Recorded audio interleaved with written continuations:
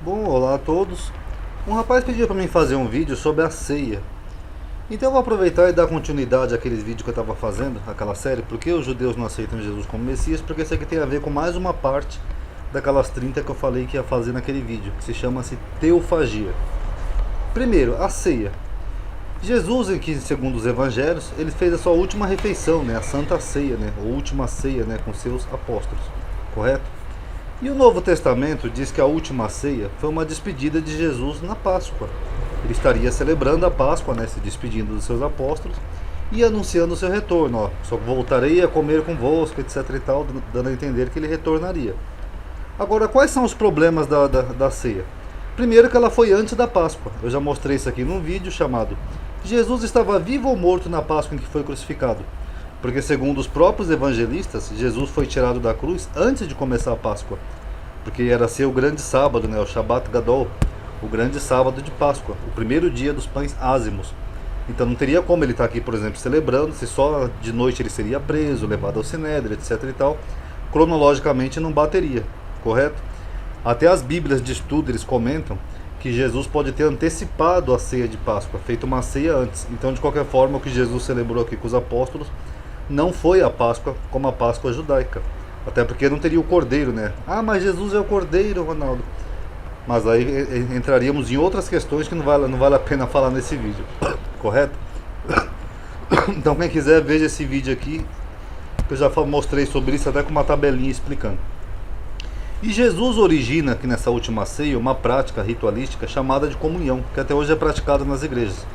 Claro que tem divergência, os católicos, os protestantes. Teve até uma discussão recentemente entre o católico Bernardo Kister e o Iago do canal 2 Dedos de Teologia, mas enfim, de qualquer forma todo cristão pratica um tipo de comunhão, que consiste em comer o pão e o vinho, simbolizando o corpo e o sangue de Jesus, correto? Porque Jesus já tinha dito isso anteriormente, aqui, ele disse, ele é o pão do céu, e o pão que eu der à minha carne eu darei a vida pelo mundo. Aqui ele disse, quem comer este pão, se referindo a ele mesmo, viverá para sempre. Quem come a minha carne e bebe o meu sangue, permanece em mim e eu nele. Quem come a minha carne e bebe o meu sangue tem a vida eterna. Porque a minha carne verdadeiramente é comida e o meu sangue verdadeiramente é bebida. Correto? Então foi uma prática que Jesus praticamente instituiu. Só qual é o problema? Essa prática já existia bem antes de Cristo. O nome disso é teofagia.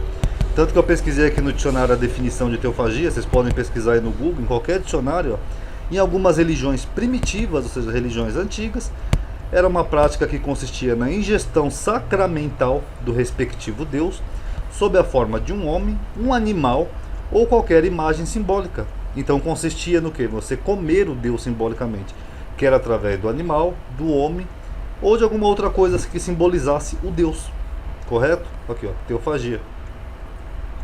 Uma das principais características do mitraísmo, isso aqui também está no dicionário, tá, pessoal? Era a refeição sacrificial, que envolvia comer a carne e beber o sangue de um touro, já não era o pão e o vinho, era o sangue de um touro. Mitra, o deus do mitraísmo, estava presente na carne e no sangue do touro. Vocês notaram como é bem semelhante? Ah, Ronaldo, mas aqui não é o pão e o vinho como Jesus falou, é o sangue de um touro e uma carne mesmo. Mas os adeptos de Mitra, acho que é mitraicos que chamam, eles acreditavam que Mitra estava presente na carne e no sangue do touro, quando consumido. Concedia salvação àqueles que tomavam parte da refeição sacrificial. Que nem Olavo de Carvalho falou, atacando o Iago, ele falou que quem não participa da comunhão não tem salvação. Ou seja, uma coisa que já vem bem diante de Cristo. Mitra pertence à mitologia persa, indiana e romana. Na Índia e Pérsia ele representava a luz, representava também o bem e a libertação da matéria. Chamava-se de Deus Sol Vencedor, o Sol Invictus. Existem referências a Mitra e a Varuna de 1400 anos antes de Cristo, como deuses Mitanni, no norte da Mesopotâmia. Entre os persas apareceu como filho de Ahura Mazda, o deus do bem. Isso aqui é do zoroastrismo persa, tá? Acho que eu mencionei isso no meu vídeo Satanás na Bíblia. Segundo as imagens dos templos e escassos testemunhos escritos, o deus Mitra nasceu perto de uma fonte sagrada, debaixo de uma árvore sagrada, a partir de uma rocha. Por isso ele é chamado de Petra Natus. Segundo Heródoto, Mitra era a deusa Afrodite Urânia, trazida pelos assírios com o nome Milita e pelos árabes com o nome de Alita. Mitra, assim como os demais deuses persas, não tinha imagens, templos ou altares, porque, diferente dos gregos, os persas acreditavam que os deuses tinham uma natureza diferente da dos homens. O culto de Mitra chegou na Europa, onde se manteve até o século III. Em Roma ele foi culto de alguns imperadores, denominado protetor do império. Tanto que Constantino tem uma moeda chamada Solis Invictus. Pronto, eu coloquei até a imagem aqui para vocês verem. Essa aqui é uma imagem de Constantino, está escrito aqui ó, na esquerda Constantinos, e aqui ó, Solis Invictus, porque Constantinos também era um seguidor e adepto do deus Mitra, o Sol Invicto. Eu só coloquei a imagem aqui porque um rapaz comentou aqui no vídeo anterior.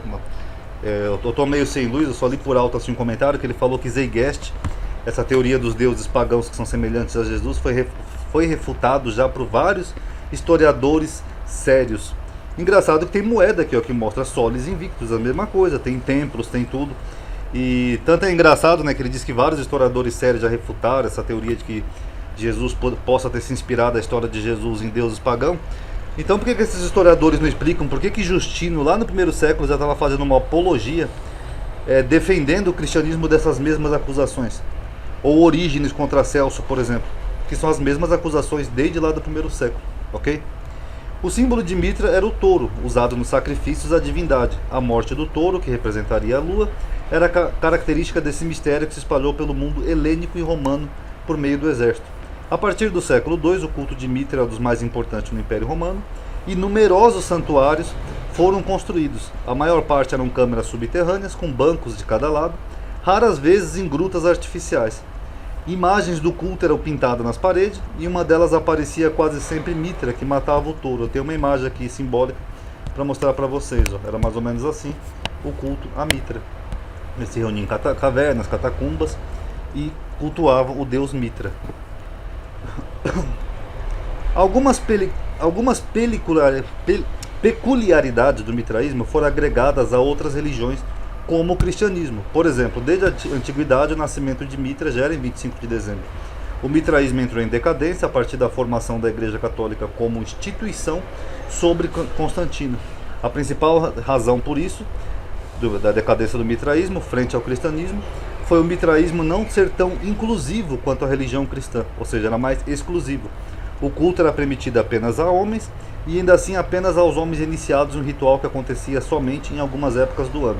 O ritual de iniciação na religião mitraica consistia em levar Neófito até o altar de Mitra, amarrado e vendado, onde o sacerdote oferecia a ele a coroa do mundo, colocando sobre a sua cabeça. Isso aqui do sacerdote com os olhos vendados, perdão, o iniciado com os olhos vendados, aquele documentário que eu falei para vocês, Os Rivais de Cristo, o History fez uma dramatização, vocês podem ver, é só ver alguns vídeos anteriores aí do canal que vocês vão achar.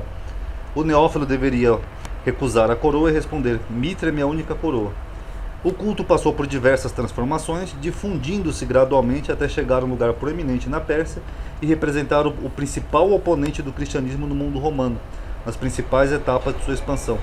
Sua primeira benção em 1400 a.C., onde ele é descrito como Deus do equilíbrio e da ordem do cosmos. Por volta do século V, passou a integrar o panteão do zoroastrismo persa, a princípio como Senhor dos Elementos e depois sob a forma definitiva do Deus solar. Após a vitória de Alexandre o Grande sobre os persas, o culto a Mitra se propagou por todo o mundo helênico. No século III e IV da era cristã, as religiões romanas, identificando-se com o caráter viril e luminoso do Deus, transformaram o culto de Mitra no mitraísmo. E a religião tinha raízes no dualismo, que é do zoroastrismo, a oposição entre o bem e o mal. O culto era celebrado em grutas sagradas, aqui eu já li ali em cima, então não vou repetir. Com a adoção do cristianismo como religião oficial do Império Romano, a partir de Constantino, o mitraísmo entrou em declínio. Mas o dualismo do perpétuo conflito entre o bem e o mal, luz e trevas, ainda sobreviveu sob a forma de doutrina maniqueísta.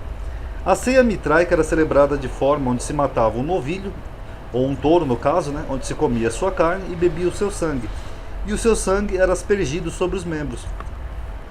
Então esse aqui era o deus Mitra, Sol Invicto, que nem na moeda ali de Constantino, Solis Invictus.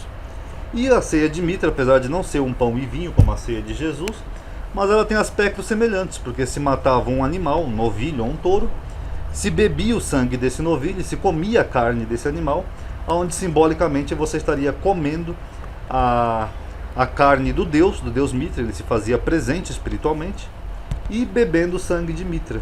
E isso era uma condição para a salvação, de acordo com a religião mitraica. O que é bem semelhante com o cristianismo, onde quem come do pão e bebe do vinho é uma condição para a salvação. Tanto que o próprio Jesus falou: quem não comer da minha carne e não beber do meu sangue não terá a vida eterna. Agora, quem come da minha carne e bebe do meu sangue permanece em mim e eu nele. Então, é coincidência? Então, cada um tire suas conclusões. Paz a todos.